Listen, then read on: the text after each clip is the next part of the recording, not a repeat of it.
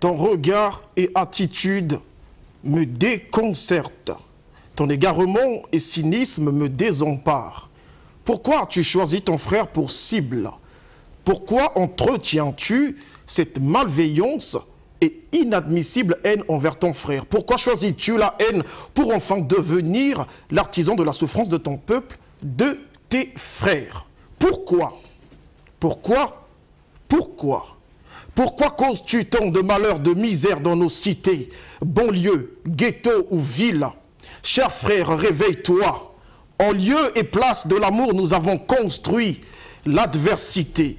En lieu et place de la fraternité, nous cultivons sans cesse le foyer de la haine. Trop de haine inutile, trop de souffrance inutile, trop de sang répandu sur nos sols, trop de sang. Les églises pullulent, mais nos réalités nous offusquent. Sans prendre conscience de la manipulation ou de nos bêtises, nous sémons la haine, encourageant la division de nos cités. Sans raison, nous sommes les tortionnaires de nos populations. Sans raison, nous ne cessons de nous entretuer. Sans un sang, le sang de mon peuple ne cesse de se répandre le long de nos sentiers. L'angoisse et la tristesse envahissent nos cœurs. Chers frères, réveille-toi. Pourquoi nous adonnons à nous droguer, à nous diviser, à nous détester, à nous mépriser, à nous dérouter, à nous canarder? Pourquoi nous nous adonnons à semer la misère des nôtres? Nous nous livrons au pillage, braquage, saccage, sabotage, blocage de nos cités et cercles. Bonsoir chers téléspectateurs, nous sommes dans Convergence et Révolution culturelle. Une émission, un cadre, un espace où l'Afrique parle de l'Afrique à l'Afrique pour l'Afrique, dans l'optique justement de converger vers la grande révolution, ou encore si vous voulez, vers des révolutions, notamment la révolution culturelle, la révolution politique, la révolution économique. Bonsoir. Bonsoir. Alors, Alexis Bongo, moi, c'est un honneur d'être là ce soir, de pouvoir affronter cet écrivain que nous avons rencontré il y a 2, 3, 4 jours, James Ngasongo, justement. Alors, très rapidement, nous sommes ici pour présenter, parler du livre « Tuez-le nous », qui est un roman. D'ailleurs, le poème que j'ai lu est tiré justement de ce roman. Alors, très rapidement, Alexis Bongo, l'auteur, il est là avec nous, mais avant que je lui accorde la parole, très rapidement, Alexis Bongo, le livre, ton impression, ton avis, qu'est-ce que tu penses du livre? Ah oui, merci Dixon. Je crois que le livre, de par son titre déjà, étonne énormément. Mais ce soir, nous sommes face au public, non pas pour décortiquer le titre seulement, ou bien une présentation classique du livre, mais pour regarder avec l'étudiant, pardon, l'écrivain justement, l'auteur du livre, qui est ici sur le banc des accusés pour demande d'explication, mesdames et messieurs, parce que nous avons lu le livre et nous avions été marqués par la problématique que l'auteur soulève, et nous disons déjà que pour un coup d'essai, c'est un coup de maître, mais nous avions voulu partager avec tout le public de Convergence et Révolution culturelle. Voilà pourquoi nous avions convié sur ce plateau James Ngasongo, l'auteur du livre, pour qu'il nous explique lui-même de quoi il s'agit et que le public témoin puisse, pourquoi pas, réagir puisque nous sommes en direct. En direct. Justement, il faut signaler aux téléspectateurs qu'il y a aussi un jeune écrivain qui est parmi nous, Marvi, et Mavi justement, et il y a l'étudiante et Yala. Alors, James Ngasongo. James Ngasongo. James Ngasongo, justement. Tuez-le nous. Le couloir de la mort. Un roman. Pourquoi pas un recueil de poèmes? Pourquoi avoir choisi le roman? Pourquoi? Et qu'est-ce que vous dites justement dans ce roman? Qu'est-ce qui vous emmène à écrire ce roman? Voilà un peu les 3 questions jumelées et nos téléspectateurs nous suivent. On vous écoute. Merci Dixon. Je voudrais commencer par l'explication parce que beaucoup me demandent pourquoi tuer le nous. Je voudrais d'abord dire que je ne fais pas l'apologie du crime. C'est plutôt une histoire autour d'un crime ou autour d'une incompréhension ou d'un acte d'obscurantisme. Et donc, Le couloir de la mort est ce livre qui parle d'une histoire entre un jeune, Ekela, le narrateur, qui arrive de l'étranger, s'installe, commence à travailler, il est accepté, et malheureusement, avec le temps, il réalise qu'il y a des problèmes dans la société et il y a le problème de l'acceptation de l'ascension sociale. Donc c'est autour de cette problématique que le livre tourne. Je dirais aussi, vous m'avez demandé pourquoi le roman, tout simplement parce que le roman ça nous donne la possibilité d'écrire aussi bien en racontant des faits qu'en allant dans l'imaginaire. Étant donné que ce livre n'est pas forcément un récit d'une histoire vécue, donc c'est un peu plus du côté de l'imaginaire, j'ai pensé qu'il était plus bon d'écrire un roman que d'écrire un recueil de poèmes ou une nouvelle. Et vous dites que ce roman est justement le miroir des faits, des faits sociaux, des faits de nos sociétés. Mais avant de revenir, Arnette, je pense que tu as une idée sur le livre, tu as parcouru le livre probablement, ou encore tu as des informations sur le livre. Alors, qu'est-ce que tu peux dire rapidement avant que nous revenions sur l'auteur? Merci beaucoup. Malheureusement, je n'ai pas encore eu l'opportunité de feuilleter, de lire ce roman. Mais rien qu'avec le titre et avec le petit briefing que j'ai pu avoir je suis, je suis déjà très émue parce qu'il y a des réalités qui sont mentionnées là-dedans. Il y a des choses que nous voyons qui se passent dans la société et M. James est là pour nous aider à voir encore mieux. Donc voici ma participation. D'accord. Marvie, rapidement, un mot d'entrée de jeu? Oui, merci déjà pour la parole accordée. Je tenais d'abord à m'incliner devant la mémoire de mon grand-père que j'ai perdu avant-hier. Et voilà, c'est triste, mais bon, c'est arrivé. Pour revenir sur le livre, j'ai pris le temps de lire à la fois articles et tout ce qui a été dit, tout ce qui a été écrit au sujet du livre. Je pense que c'est un roman à la fois réaliste et écrit de manière lyrique aussi. C'est pourquoi on peut ressortir dans ce roman une sorte d'écriture poétique aussi. L'auteur a bien fait de toucher à la réalité, mais en essayant de la maquiller avec la fiction pour essayer un peu de s'écarter de cette réalité-là. Parce qu'à la base, je suis essayiste. On aurait pu aborder cette question sous l'angle d'un essai, mais avec le roman, je pense que la latitude est donnée au lecteur aussi d'essayer de comprendre, de réfléchir, d'émerger dans une sorte de réflexion personnelle pour essayer de comprendre la profondeur de ce texte. Très bien.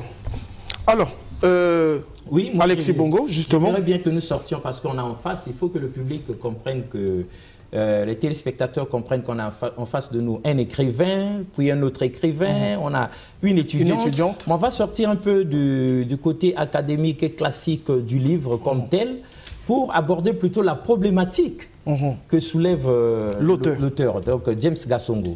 Alors, James, qu'est-ce qui s'est passé pour qu'un jour, vous décidiez d'écrire ce livre en soulevant cette problématique et non une autre? Comme tout écrivain, lorsque l'on prend le temps d'écrire, il y a toujours les deux choses. Il y a d'abord la réalité, ça veut dire qu'on a toujours cette envie de raconter quelque chose. C'est soit une histoire vécue, ou une histoire qu'on a vue, ou une histoire imaginaire, imagination. Donc du coup, il y a plusieurs thèmes évidemment, mais en prenant ce thème, je me suis focalisé sur ce qui se passe dans plusieurs sociétés. Aujourd'hui, nous avons ce que l'on appelle le syndrome d'Abel et Caïn. Je vous dirais qu'aujourd'hui, l'actualité, on parle de ce qui se passe en France. L'affaire Pogba, les deux frères, vous avez l'affaire Adebayor. Et donc, lorsque j'ai écrit ce livre, il n'y avait pas ces célébrités. On ne parlait pas de Pogba ni d'Adebayor. On parlait plutôt, je vous regardais plutôt la société dans laquelle nous vivons. Et le constat a été fait, et que ce soit à Kinshasa, à Libreville, un peu partout, au Congo, dans notre pays, une fois qu'un homme connaît une certaine ascension sociale, malheureusement, cette personne devient la cible. Donc, pendant que j'écrivais ce roman, qui était un pèlerinage, il y a plusieurs thèmes abordés, mais je me suis focalisé sur celui-là pour essayer d'expliquer ce problème, cette problématique. Je suis revenu là-dessus. D'accord. Donc, 2, 3, 4, 5, 6, 7 personnes, des gens, on sait bien qu'une bonne dizaine, une bonne centaine, des milliers de personnes ont lu le roman déjà. Votre roman, ils l'ont lu. Ça avait d'ailleurs été présenté. On se rappelle bien. On aura peut-être l'occasion, dans des prochaines émissions, mesdames et messieurs, de vous ramener des images de cette présentation. Mais ici, le temps est contre nous. Alors, quel a été le retour quand les uns et les autres avaient comme ça lu votre... Qu'est-ce que vous avez eu en retour? Quelle appréciation de ces lecteurs? Il m'est difficile de parler de l'appréciation des lecteurs, plus souvent parce que autour de ce livre, il y a, comme je l'ai dit tantôt, c'est une galerie pour moi. Parce qu'il y a la problématique de la sorcellerie, mais en parlant de la sorcellerie, il y a 3 problèmes, il y a 3 sorciers. Vous avez le premier cas qui est l'enfant sorcier, un enfant qui naît et à sa naissance, il perd sa mère.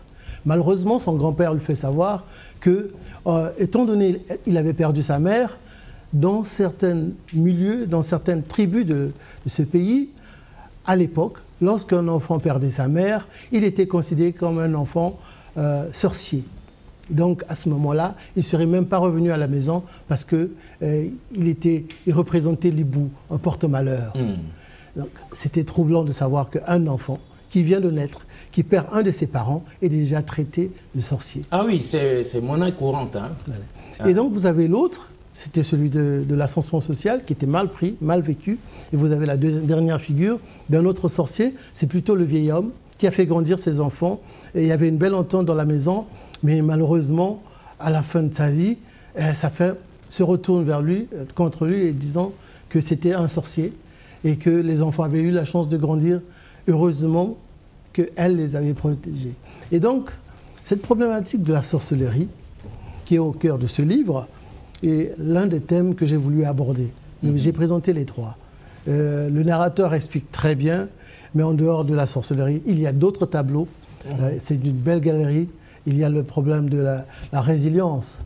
Donc, cette faculté de rebondir, même lorsque l'on connaît des moments difficiles dans la vie.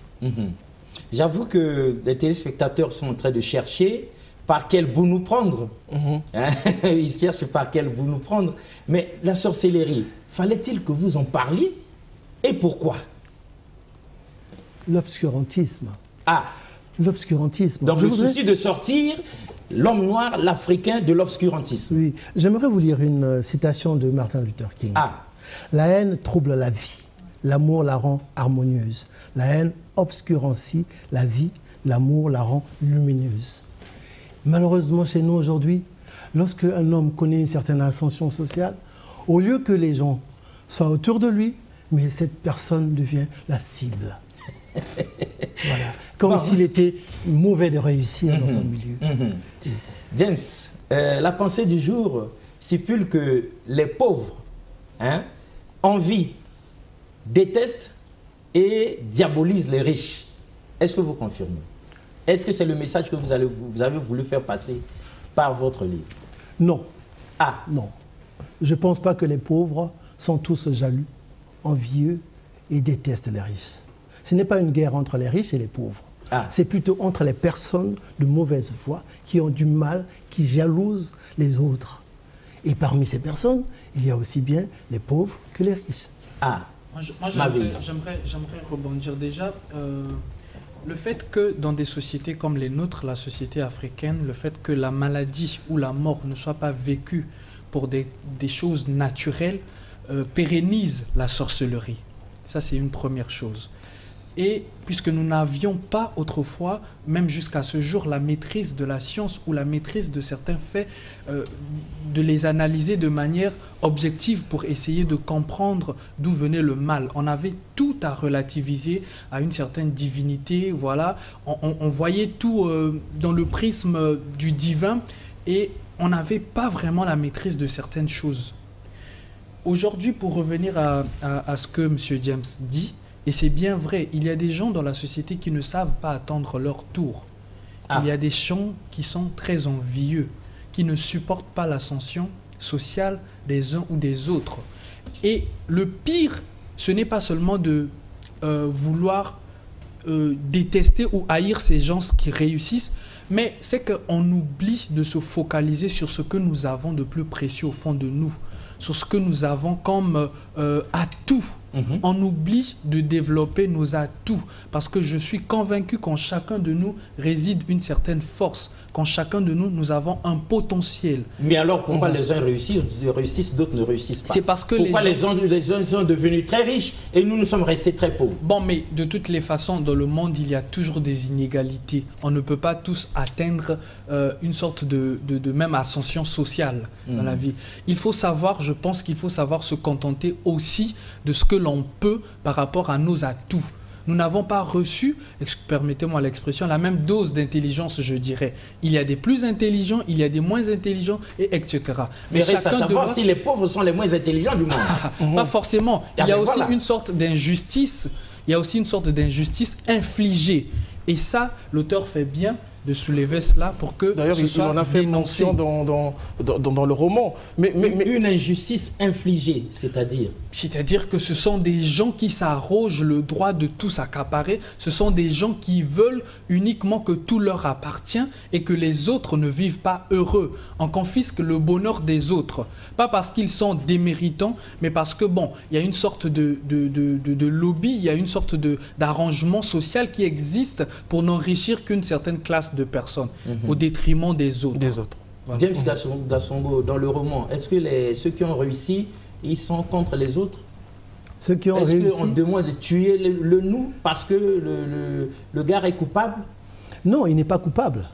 Pourtant, malheureusement, c'est clair. Oui. Le guet-apens a été... Le guet-apens a été organisé et le complot est monté pour le tuer, pour le descendre.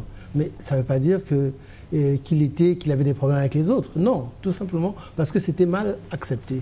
Aujourd'hui, dans notre société, parce que je parle qui est là, dans cette société, dans cette ville imaginaire, il démontre qu'une fois, parce que lorsqu'il a commencé à travailler, tout se passait bien. Lorsqu'il était au chômage, tout se passait bien. Mais il a suffi qu'il passe de ce stade de chômage à sa nouvelle fonction et que son niveau de vie commence à changer. À ce moment-là, tout a changé. Le regard n'était plus le même. Au lieu d'avoir autour de lui des gens, mais malheureusement, cette personne est devenue la cible et qu'il est devenu la cible. C'est de ça qu'elle parle. Et on dit tuez-le nous parce qu'il y a un enfant quand même de la famille qui est décédé. Malheureusement. Mais c'est la sorcellerie. Malheureusement. Bien avant qu'il y ait un décès, il était déjà la cible. Ah. Oui, bien avant le décès du jeune homme. Avant le décès du jeune homme. Alors, j'allais vous poser une question. Êtes-vous sûr que dans les familles, s'il n'avait pas réussi, il n'y aurait jamais eu de décès dans cette famille? Ah, mais la mort, ça va, ça vient, la mort. Voilà. Ce qui tique, j'aimerais ajouter quelque chose parce que j'ai essayé de brosser un regard anthropologique sur la question. Ce qui tique, c'est que celui qui meurt n'est pas n'importe qui, c'est un jeune. Or, il s'avère que dans nos sociétés, lorsque c'est un jeune qui perd la vie ou c'est quelqu'un de très important, alors on renvoie tout de suite à une sorte de sorcellerie. On n'admet pas ça aussi facilement. Mais quand c'est un vieillard qui meurt, oui, ce qui est admis, on ne cherche pas le sorcier. Voilà, ce qui est admis, c'est lorsque c'est un vieillard qui décède ou c'est quelqu'un sur un champ de bataille, voilà, qui perd la vie. Ça, mais encore de maladies, encore que mourir, d'accidents de circulation, mourir sur un champ de bataille semble être naturel. Normal, mais quelqu'un disait aussi que les jeunes sont appelés à rester, à demeurer longtemps et non pas partir. Par contre, les vieillards sont appelés à partir parce qu'ils ont déjà vécu. La question que je veux poser ici, c'est est-ce que le fait de ne pas accepter aussi facilement la mort d'un jeune n'est pas tout simplement humain? Est-ce que sous d'autres cieux, on ne vit pas ce genre d'attitude lorsque un jeune décède? Je crois que je vais revenir sur notre société parce que je l'ai dit d'entrée de jeu que je suis essayiste et je pense beaucoup l'Afrique. il y a une sorte de stéréotype qui existe dans nos sociétés. On admet mal la mort d'un jeune. Et cela, surtout, lorsque ça coïncide avec l'ascension sociale de quelqu'un dans la famille. Oui.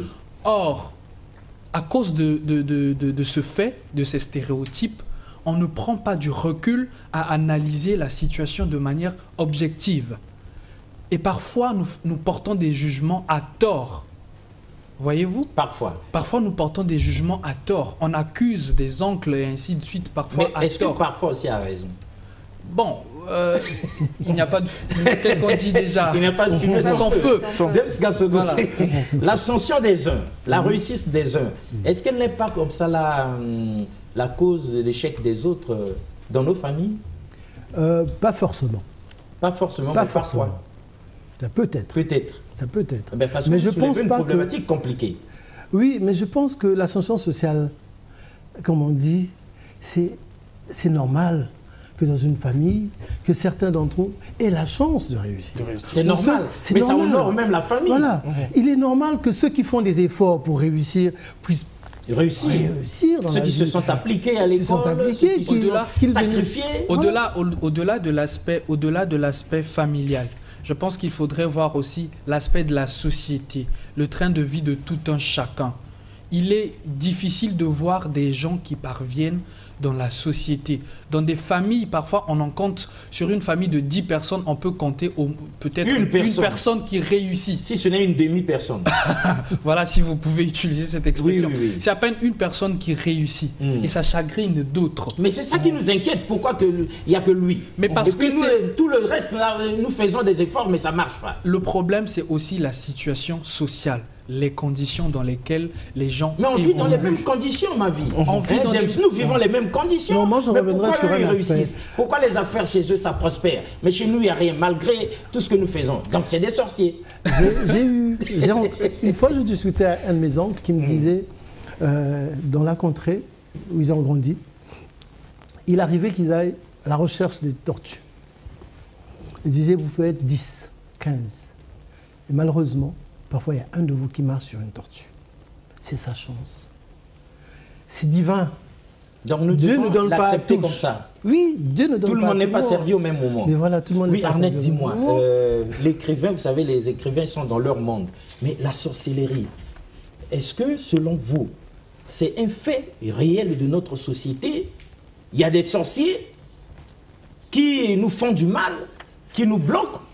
Ou bien, bon, c'est seulement comme ça, une vue de l'esprit, de l'imagination. Qu'est-ce que vous en pensez, vous? Je suis consciente que dans notre société, c'est comme M. James a dit, peut-être, et je dirais que c'est fort possible qu'il y ait des gens comme ça. Vous savez, comme on a su le dire, lorsqu'on ne réussit pas et qu'on voit l'autre avancer, réussir et tout, facilement la haine peut engendrer ce côté, on peut devenir sorcier sans s'en rendre compte. Si aujourd'hui, moi j'arrive chez M. Alexis, je vois que les enfants de M. Alexis sont bien nourris et tout, le fait que je n'ai pas la capacité ou les moyens de faire autant à mes enfants, je nourris cette haine. Et cette haine peut causer d'autres choses. Cette haine peut me pousser si je n'ai pas, comment dire, si je n'ai pas la maîtrise de moi, si je n'ai pas un bon cœur, cette haine-là peut me pousser à vous bouffer, si je peux dire ça comme ça. Ouais, parce que c'est très fréquent dans notre société. Mais moi, j'ai une question que d'ailleurs je pose. Et c'est une problématique compliquée. Il faut pas qu'on la voie seulement sous un angle, pas sous l'autre. Moi, j'ai une question que je pose d'ailleurs à tout le monde. Est-ce qu'il s'agit véritablement de la réussite? Surtout que la réussite devrait être définie selon les objectifs de chacun. La réussite chez monsieur Gassongo pourrait être aller en France. Là, nous tournons autour du pot. Oui, mais est-ce qu'il ne s'agit pas finalement... Quand ils voient les riches, est-ce qu'il ne s'agit pas finalement de l'homme, l'humain, qui ne se voit pas, lui, comme il disait tout à l'heure, qui ne se rend pas compte des atouts qu'il a. Et face à la réussite de l'autre, il se laisse finalement entraîner par ce sentiment qui n'est que humain, la haine. La haine, la jalousie. Est-ce que c'est vraiment une question de réussite? Moi, j'aimerais partager quelque chose écrit tiré de votre livre. Oui, de mon essai. Refaire l'image. Refaire l'image. C'est une sagesse amérindienne, Refaire l'image. C'est mon deuxième livre parce que j'ai écrit déjà jusqu'ici 2 essais. Et il y a un 3e livre qui arrive, c'est un recueil de nouvelles, intitulé Boîte Noire. Et dans ce livre, j'ai partagé ici une sagesse amérindienne. Je dis, un vieil Indien explique à son petit-fils que chacun de nous a en lui 2 loups qui se livrent bataille.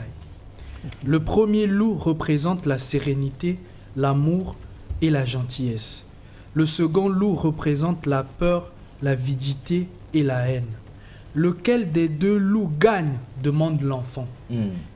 Et le vieil homme répond, celui que l'on nourrit le mieux. Le mieux. Ça a fait sourire James, et pour cause.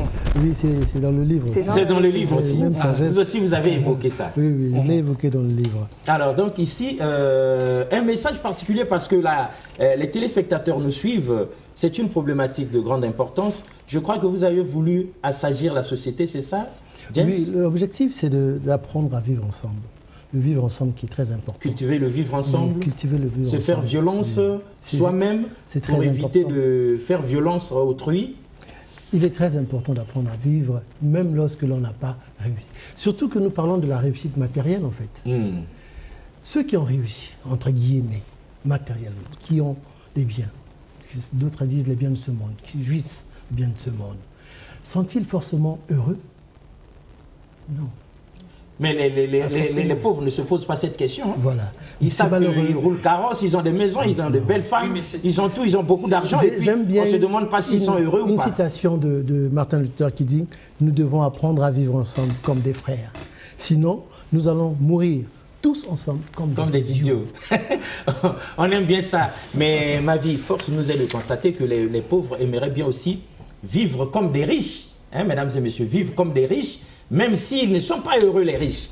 Mais ils ont plein d'argent, n'est-ce pas? C'est ça qui manque aux pauvres. Et puis tout le monde proteste énergiquement.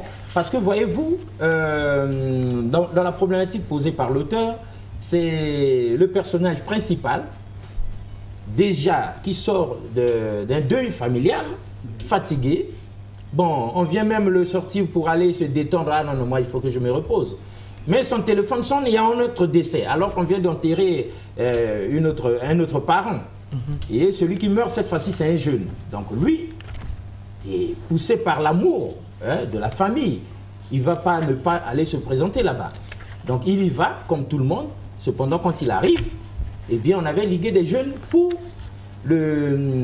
l'assassiner, tuer le nous. C'est lui le sorcier. Parce que voilà, il est riche, il est ci, il est ça. C'est lui qui a bouffé le petit qui est parti là. Alors, ben, vous n'allez pas dire que les riches qui bouffent les pauvres, ça n'existe pas. Hein, madame? Mais c'est ça aussi. J'ai une question avant que vous libérez. On n'a pas ouvert le téléphone. Hein. Oui, les téléspectateurs au 4545. Contactez-nous. Contactez-nous, vous pouvez réagir par SMS, mais au 4545 avec votre SIM RTL. Vous achetez du crédit à partir de 300 francs. Vous pouvez intervenir et dire ce que vous pensez parce que James, même dans son silence, il est là, il a soulevé quelque chose de grand. C'est vrai qu'il a voulu nous assagir comme pour dire que les riches ne sont pas forcément des sorciers, des méchants, des mauvais. Ils ont trimé, ils se sont sacrifiés, ils se sont fait violence. Ils ont respecté le code de la route et ils ont émergé. Et ils sont bons pour la famille. Imaginez une famille, ils sont riches. Bon, on va faire comment?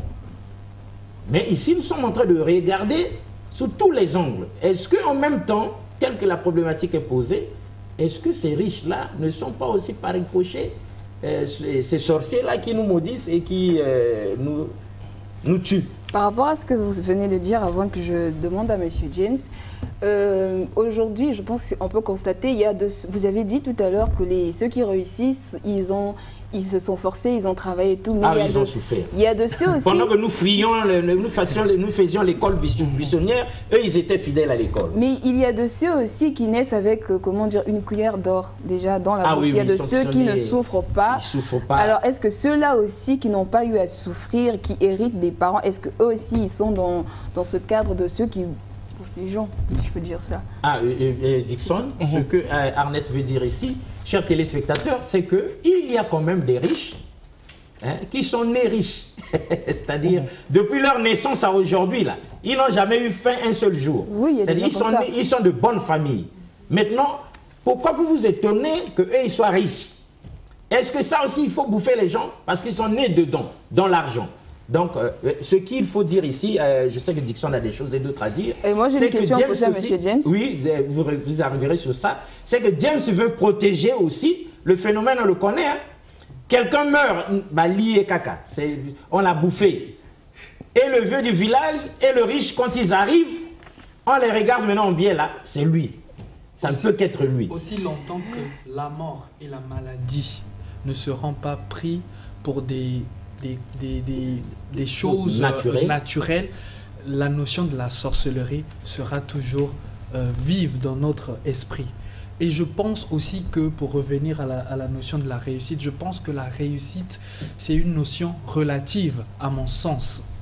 Oui, mais les pauvres ne voient pas ça. Mais justement, il faut éduquer les gens à comprendre que la notion de la réussite est relative. Parce que le pasteur qui a ouvert son église dans le quartier là-bas, c'est une réussite pour lui. Voilà, mais oui, tout comme le ministre. Il est ministre là-bas, l'autre est ministre de Dieu. C'est une réussite. Mais ma question, je peux poser ma question. Même Roga, c'est une réussite. Oui, une dernière chose, c'est que les gens sont faibles d'esprit et ils ne prennent pas la peine de circonscrire leur situation. Et c'est comme une fuite en avant de pouvoir accuser les autres. Toujours trouver un bouc émissaire. Ou à raison. On ne mûrit pas la réflexion. Vous savez, sur toute chose, il faut mûrir la réflexion. Quoi que l'on ait raison aujourd'hui, elle finit toujours par surgir et elle finit toujours par apparaître. Elle finit toujours par apparaître comme un fait, la raison.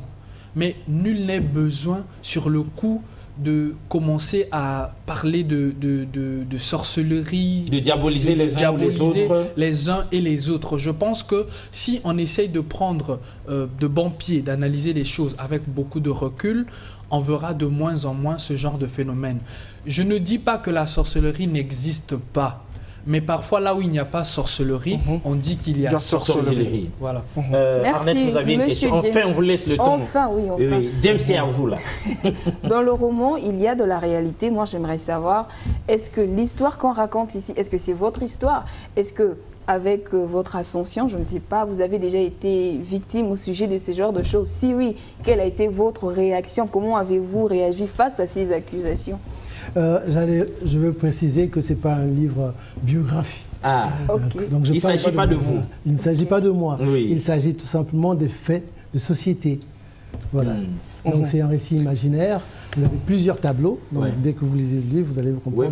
Il y a plusieurs tableaux. Oui, mais ça concerne beaucoup de personnes, pour ne pas dire tout le monde. Dixon a quelque chose à dire? Oui, non, mais l'écrivain disait tout à l'heure que ce livre... C'est toute une galerie, il y a beaucoup de tableaux, mais jusqu'ici, nous ne parlons que de la sorcellerie. Oui, vous savez, moi j'ai parcouru, c'est vrai que je n'ai pas fini, mais je l'ai parcouru. J'ai constaté d'ailleurs dans ce livre que vous parlez même du désintéressement des gouvernants vis-à-vis des problèmes des populations. Et ça, c'est intéressant. Moi, j'ai une question assez directe. J'ai d'ailleurs senti... J'ai détecté en vous le côté très patriotique. Vous êtes très patriote, panafricaniste, je dirais même. D'ailleurs, vous parlez de l'Afrique à un moment donné en disant les voitures qui sont négligées en Europe, hein, l'Afrique devient comme une sorte de poubelle. Oui, avec les occasions d'Europe. Quel est votre regard en partant des années des indépendances? Je parle de l'Afrique, jusqu'à aujourd'hui. C'est une question de curiosité simplement. Pensez-vous que l'Afrique n'évolue pas? Et si elle n'évolue pas, pourquoi donc elle n'évolue pas, cette Afrique? Bon, je serai direct. Tant mieux pour nous. Dire que l'Afrique n'évolue pas, je pense que ça serait être un peu trop dur. Il y a beaucoup de choses qui ont changé en Afrique. Le taux d'analphabétisme n'est pas le même, par exemple. Vous avez aujourd'hui... on n'est plus comme à l'époque de Kunta Kinte. Hein. Oui. Vous avez beaucoup de choses en fait qui ont changé. Mais il y a des choses que l'on déplore. On pouvait faire mieux. On pouvait faire mieux. Donc il y a une critique qui est là, évidemment, sur les véhicules, sur l'éducation ou sur la santé. Il y a des critiques parce que c'est un miroir de la société. Mais c'est toute l'Afrique qui vit ces problèmes. Ce n'est pas un seul pays. Et donc nous devons prendre conscience, nous améliorer et faire de sorte que nous fassions des progrès comme les autres. Le narrateur doute du progrès. J'ai lu quelque part où il dit il y avait une discussion entre Ekala, il y a une discussion d'Ekala et il y a un qui dit mais tu parles de progrès, mais quel progrès? Il n'y a pas de progrès. Vous êtes l'auteur du livre. Mais ça, c'est des personnages. Oui, mais justement, mais je sais que ce sont des personnages. Oui, je peux expliquer. Allez-y. En réalité, ils sont en train de parler de la veillée. Et dans cette veillée, Koudia dit, tu me parles de la veillée, mais ce n'était pas une veillée. C'était vraiment folklorique. Vous devez trouver un autre nom à ce type d'événement. Parce que quand on voit la musique, quand on voit la manière dont les gens se comportaient, il n'y avait pas le recueillement. Il n'y avait pas... j'allais dire, il n'y avait même pas des instants de pleurs. Et donc à ce moment-là, et l'autre lui dit, mais les mœurs sont changées. Il faut évoluer, les choses ont évolué. Il dit, mais qu'est-ce que vous appelez évolution? De quoi parlez-vous? Le mort a-t-il évolué? La mort a évolué? La perte d'un homme, vous parlez d'évolution? De quelle évolution parlons-nous? Pensez que le chagrin a évolué? Le chagrin reste le même. De 1900 à aujourd'hui, c'est le chagrin, la perte d'un homme. Et pourquoi on veut parler de l'évolution partout? Il y a des endroits où on ne devrait pas parler de l'évolution. Donc voilà un peu ce passage qui parle de l'évolution. C'était sur un sujet précis. C'est vrai qu'il y a une critique sur l'évolution et le changement, mais là c'était dans un débat, dans un contexte bien précis. La problématique soulevée est d'importance. Gautran a besoin des coordonnées parce que les téléspectateurs vont appeler au 45-45, sinon écrire quelques SMS que nous allons lire ici. La problématique soulevée est d'importance parce qu'on s'est rendu compte, mesdames et messieurs, que nous ne respectons plus nos morts comme autrefois. Les veillées aujourd'hui, oui, ce n'est plus, le recueillement, ce n'est plus le respect de la famille éprouvée, ce n'est plus tout ce qu'il y avait autrefois. Aujourd'hui, c'est une grande fête. On appelle ça déjà quoi? Activité, oui, et tout ça. Surtout pour voilà, surtout pour les femmes. Oui, les bérets noirs descendent dans la rue. Elles ont toujours déjà leur body noir bien repassé dans la valise, n'attendant que quelqu'un meure. N'attendant que quelqu'un meure. Voilà, et puis elles sont là. Et puis il y aura activité, il y a danse obscène et tout ça. Toutes ces choses, c'est ça qui est dénoncé. Et c'est ça que les téléspectateurs, certainement, vivent. Justement. Quelle appréciation? Mais permettez-moi, j'ai une question subordonnée aux premières que j'ai posées. En parlant du progrès, en parlant de l'évolution, est-ce que vous pensez que lorsqu'il faut parler politique, gestion de la cité, gestion de la nation dans nos pays africains, il faut reléguer, on va dire, le royaume au second plan? C'est-à-dire que, puisque nous sommes une démocratie maintenant, le royaume n'a peut-être plus la main mise sur la gestion de la cité. Vous disiez dans le livre, vous dites, chez moi, même si vous n'avez aucune considération pour nos vieux royaumes écrasés depuis près de 3 siècles, nous n'avons pas le choix. Nous poursuivons notre résistance et cette quête pour faire exister notre espèce en perdition. Le royaume, la politique, la démocratie, tout ce que vous voulez. Est-ce qu'on a encore besoin? Vous pensez que le royaume, les rois sont importants comme en Angleterre? Vous pensez que tout ça c'est encore important? Est-ce que, lorsque vous revenez sur ce passage, c'est pourquoi il y a plusieurs tableaux, mais dans ce tableau, il parle de la fierté de la race.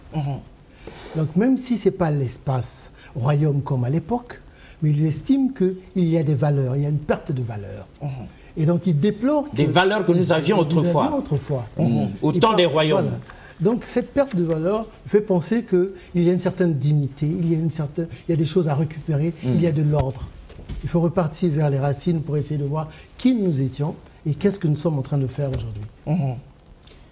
Moi, je suis très d'accord. J'ai beaucoup observé et je ne me suis pas prononcé. C'est bien. Parce que la question la question culturelle, la question de la déracination de l'homme noir m'intrigue jusqu'à ce jour. C'est à se demander d'où est-ce que l'homme noir a perdu ses repères. Parce que, figurez-vous, on sait pratiquement tout sur les mécanismes d'asservissement de l'homme noir, mais on sait peu sur la logique de suggestion de ce dernier.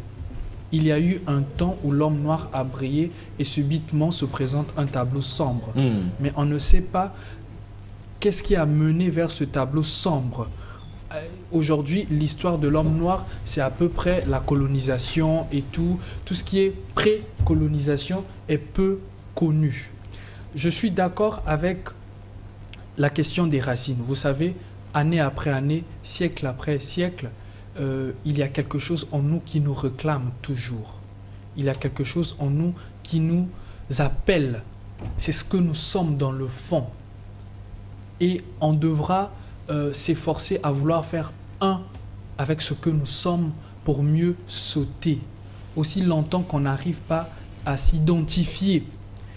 Aujourd'hui, on peut parler de la culture africaine, mais elle n'est plus vraiment africaine en tant que telle, puisqu'elle devient un peu mixte. On a perdu nos repères, on a perdu nos valeurs, on a perdu notre ancienne éducation. Mais Dickson, une question, avec la permission de ma vie. Est-ce que vous pensez que si, dans ce livre, si l'auteur James a soulevé cette problématique où un membre de la famille qui a réussi, le riche de la famille, vient à une veillée, comme tout le monde, parce que quelqu'un est décédé, par accident, ça lui a fait mal comme ça fait mal à tout le monde, et il est accueilli par des Koulouna mobilisés, par un des chefs de famille, tuez-le nous, parce que c'est lui, le riche, qui a dû faire à ce qu'il y ait accident et que le jeune meurt. Donc il doit mourir aujourd'hui.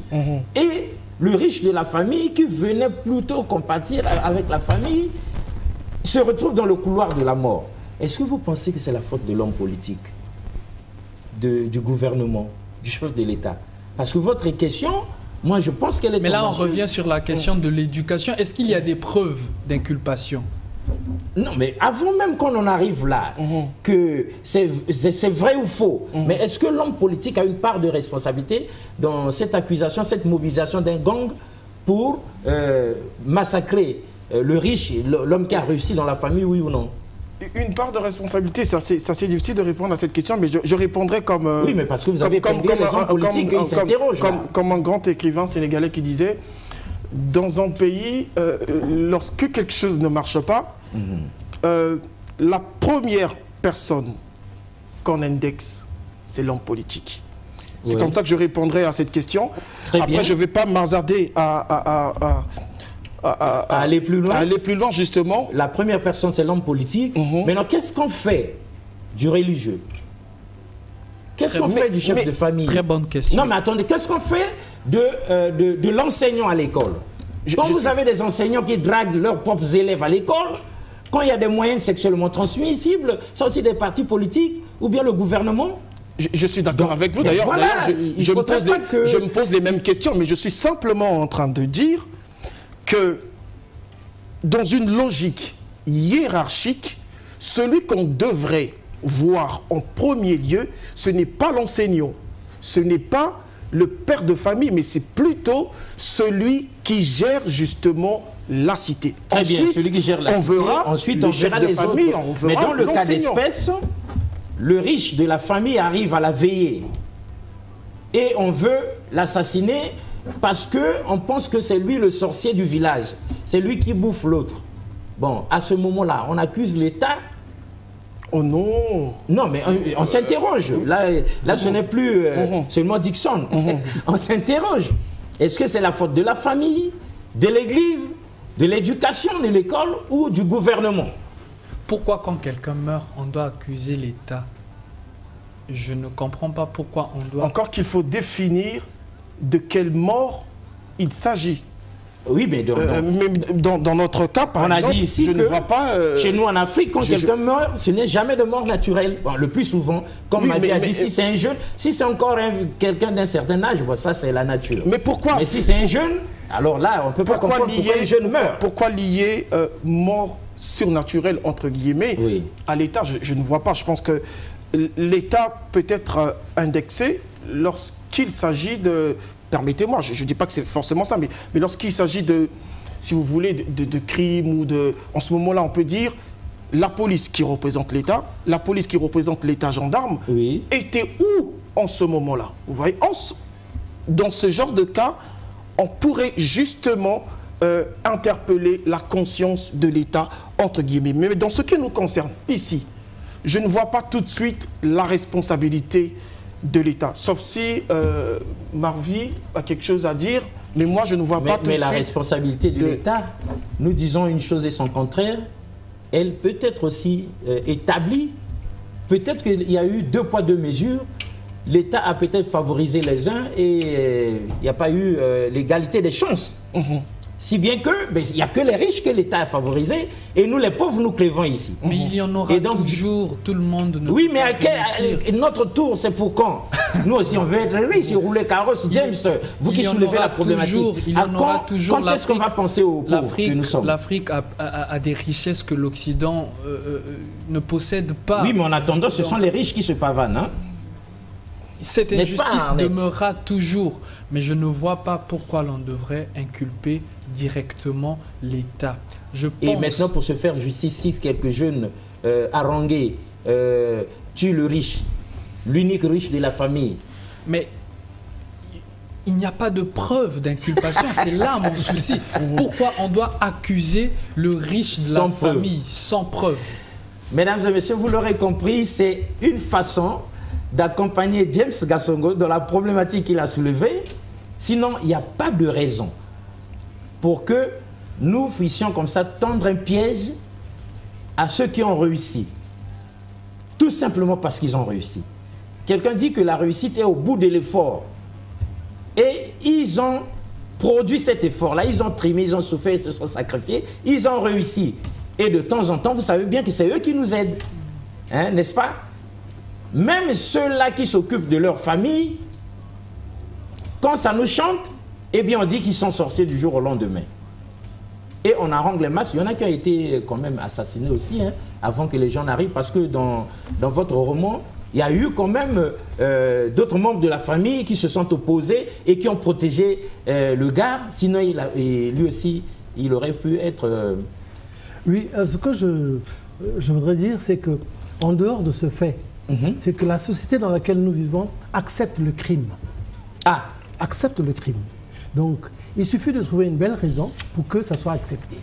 Vous avez le cas de celui qui est considéré comme sorcier.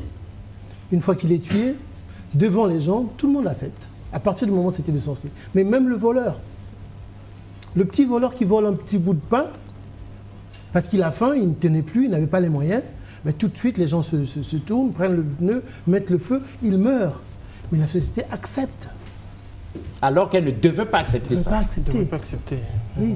Et la société reprend Et ici donc là, par il y a un Dany. problème de la société. Exactement, la société qui nous suit répond par Dany ici en disant le riche de la famille devrait être puni comme ça, car il est le seul à avoir de quoi soutenir toute la famille et ça crée la haine.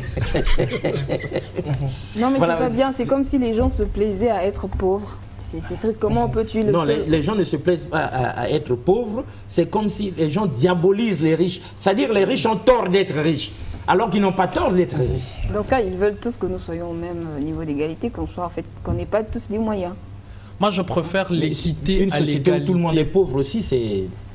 Oui, je disais que je reviens toujours pour dire que la notion de la richesse est relative. Oui. Et je préfère Comme la notion de la l'équité. réussite, justement. Voilà, comme la notion de la réussite. Et je préfère l'équité à l'égalité. Très bien. L'égalité, il n'y en aura jamais. Il faut que les gens apprennent en fonction de leurs atouts, en fonction de tout ce qu'ils déboursent comme effort, à se suffire pour éviter d'être envieux et d'en arriver à ce genre de pratiques obscènes. Très bien. Alors, James, on est à l'atterrissage. Si vous était donné 2, 3, 4 secondes pour essayer un peu de dire ce que vous aurez bien voulu dire aux téléspectateurs avant que Dixon atterrisse. Ben, je lirai la 4e page de couverture. Enfant, nous croyons que les populations possédaient une certaine force. Le bon sens, le pouvoir, le courage et la dignité. Qu'elle était toujours logique et disait toujours le bon droit et que jamais elle ne laisserait malmener la vérité. Devenus adultes, il nous fallait accepter que les ténèbres aient souvent conquis le cœur de nombreux hommes. Très bien. Dixon Klaus-Pinot. Alors voilà, chers téléspectateurs, nous étions dans Convergence et Révolution culturelle. Nous convergeons vers la grande révolution. Il est important pour nous de révolutionner les choses. C'est en ces termes que je mets fin à cette émission. Bonsoir.